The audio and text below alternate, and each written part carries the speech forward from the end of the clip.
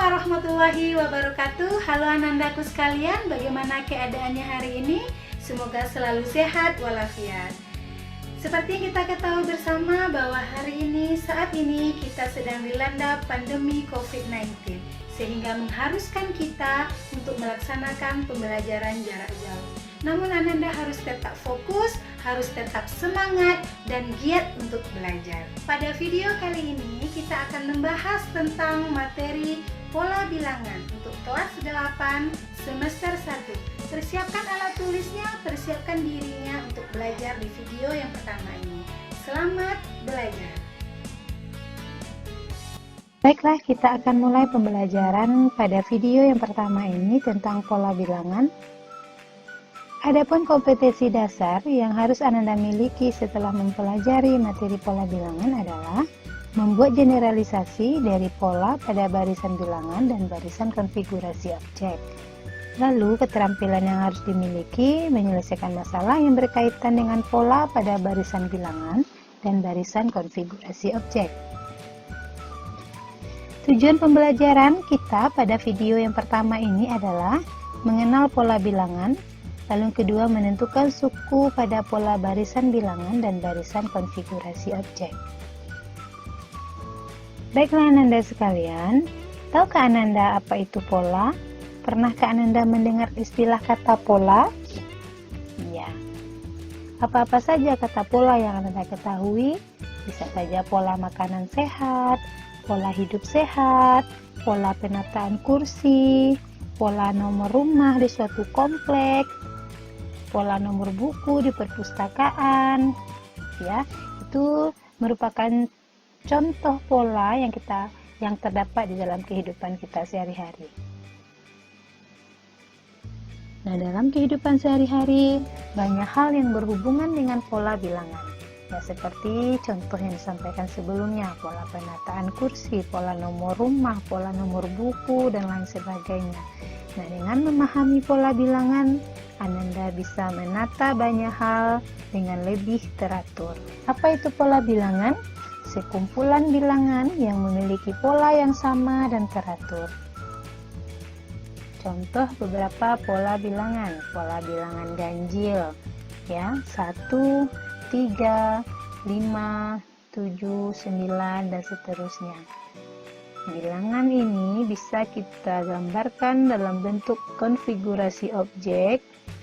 Ya, kita di dalam pola bilangan kita mengenal yang namanya suku. Jadi ini suku pertama pada pola bilangan, ini suku pertama yaitu 1, 3 ini suku kedua, 5 suku ketiga, dan seterusnya. 1 kita gampangkan dengan sebuah bulatan, lalu ada 3 bulatan, 5, 7, dan 9. Contoh berikutnya adalah pola bilangan genap. Pola bilangan genap seperti 2, 4, 6, 8, 10. Kita lanjutkan berarti 12, 14, dan seterusnya. Ini adalah bentuk konfigurasi objek dari pola bilangan genap. Lalu pola bilangan segitiga. 1, 3, 6, 10, 15, 21, dan seterusnya. Ini bentuk konfigurasi objek dari pola bilangan segitiga. Jadi bulatan ini tersusun membentuk sebuah segitiga. Dan kita bisa mengetahui berapa suku-suku selanjutnya. Lanjut. Beberapa pola bilangan lainnya. Pola bilangan persegi. 1, 4, 9, 16, 25, 36. Kalau ini merupakan gambar konfigurasi objek. 1, 4 ya, 2 kali 2, 4. 3 kali 3, 9. 4 kali 4, 16. 5 kali 5, 25. Kalau kita lanjutkan, 6 kali 6, 36. 7 kali 7, 49. Jadi ini merupakan pola bilangan persegi. Next, pola bilangan persegi panjang. 2, 6, 12, 20, 30. Kalau kita lanjutkan, 7 kali 42.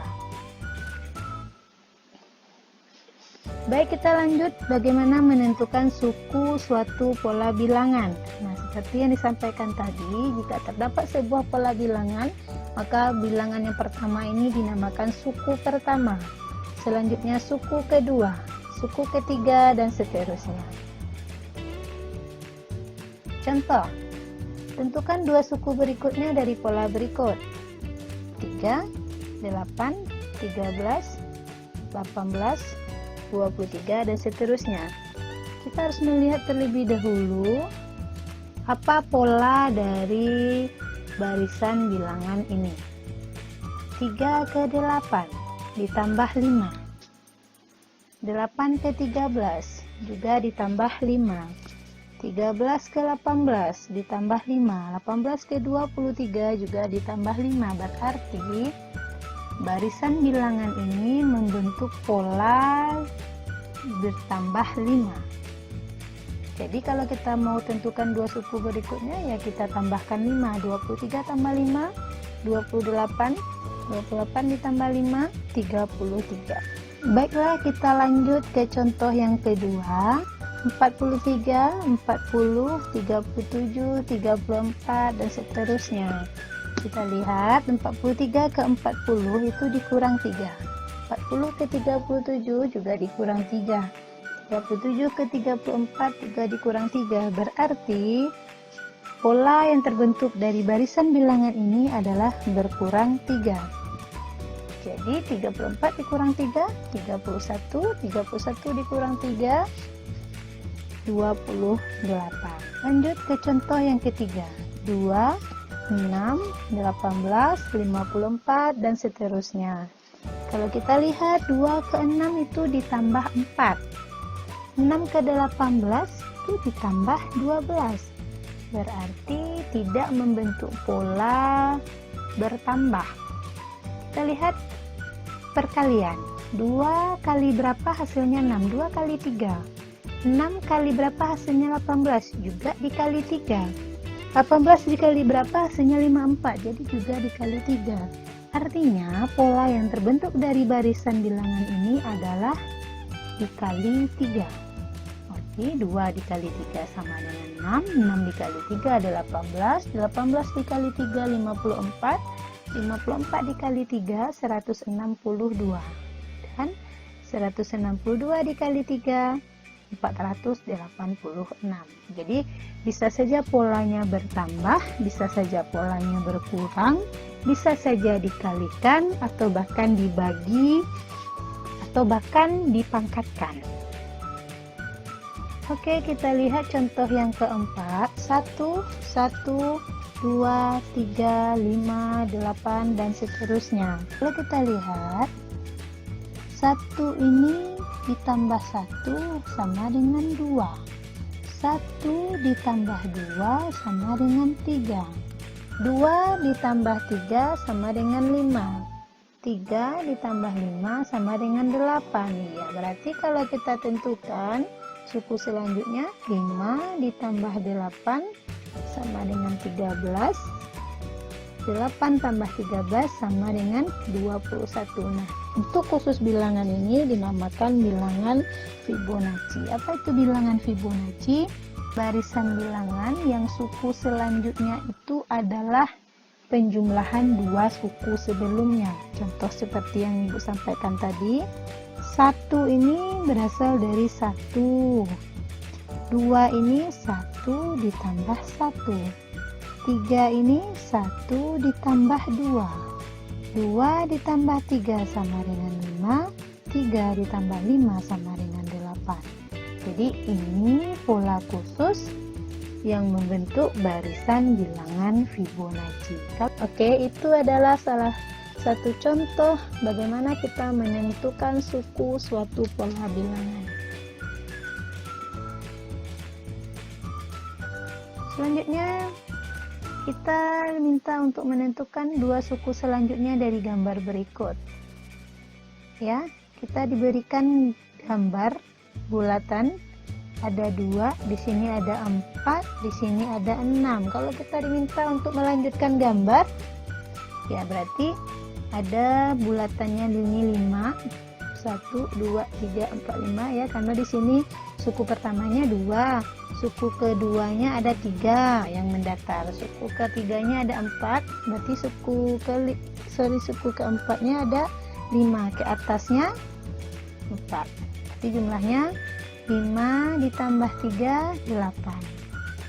Selanjutnya 3, 6, ke atasnya 5. Jadi dengan melihat pola yang terdapat pada gambar yang telah diberikan sebelumnya, kita bisa menentukan dua suku selanjutnya dari konfigurasi objek yang diberikan.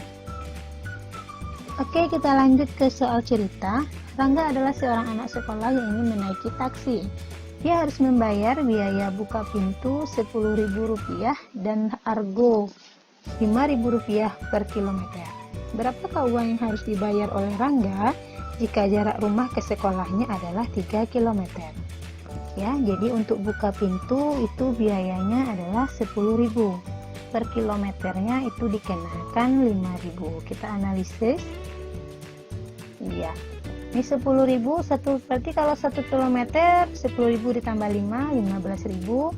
Ya, 10.000 ditambah 5.000, 15.000. Kalau 2 km lalu ditambah 5.000 lagi, jadi 20.000. Ya, berarti kalau kita lihat polanya ini adalah bertambah 5.000. Jadi untuk 3 km menjadi 25.000. Jadi uang yang harus dibayar oleh Rangga adalah Rp25.000. Bagaimana? Bisa dipahami? Kita lanjut ke soal yang kedua. Pak Evan membuat beberapa desain kolam berbentuk persegi, ya. Jadi tiap-tiap kolam mempunyai bentuk persegi pada area penampung air dan diberi warna biru. Di sekitar kolam disekelilingi oleh pembatas yang dipasang ubin warna putih. Nah, ini merupakan 3 desain kolam terkecil. Kolam pertama, kolam kedua, dan kolam ketiga. Pertanyaannya, berapa banyak ubin warna putih ketika ubin warna birunya ada 100 ubin? Jadi kalau ininya warna birunya 1, warna putihnya ada 8. Ya, bisa kita lihat. Mari melihat pola yang terbentuk dari susunan ubin. Kolam pertama ubin birunya ada 1, ubin putihnya ada 8. Kolam kedua ubin birunya ada 4, 1, 2, 3, 4. Ubin putihnya ada 12.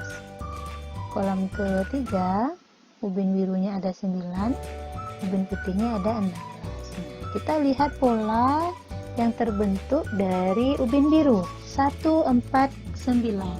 Ya, kalau kita lihat kan ini ubin biru ini membentuk persegi, ya. Pola bilangan persegi. 1 kali 1, 1, 2 kali 2, 4, 3 kali 3, 9.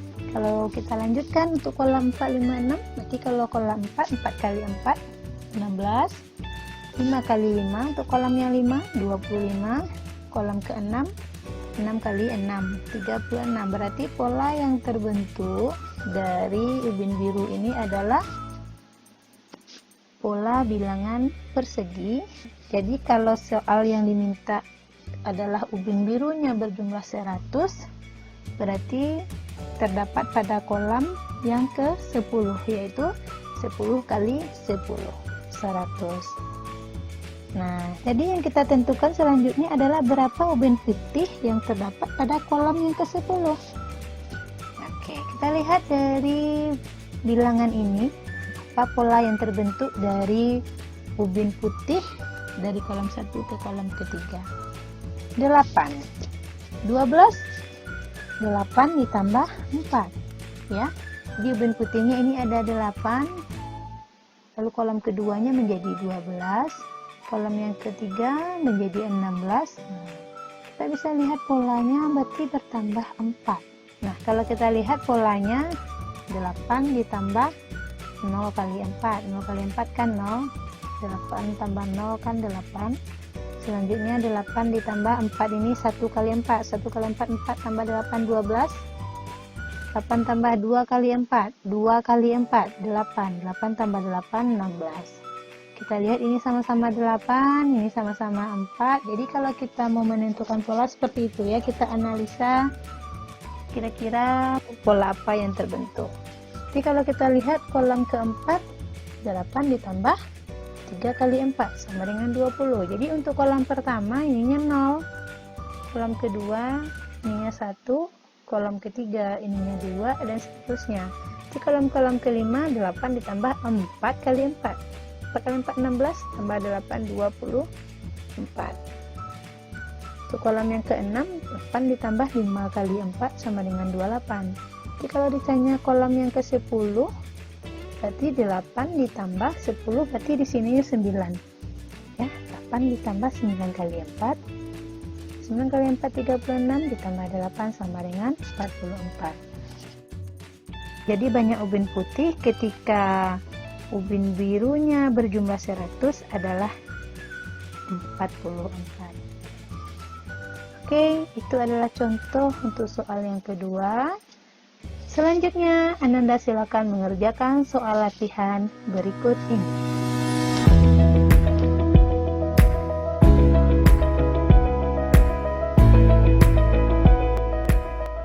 Demikianlah pembelajaran kita di video yang pertama ini tentang pola bilangan untuk kelas 8 semester 1. Nah, selanjutnya nanti akan ada video yang kedua juga akan membahas tentang pola bilangan. Baiklah anandaku sekalian, jangan lupa untuk mengerjakan tugas yang diberikan. Selamat belajar, terima kasih atas perhatiannya. Wabillahi taufiq wal hidayah. Wassalamualaikum warahmatullahi wabarakatuh.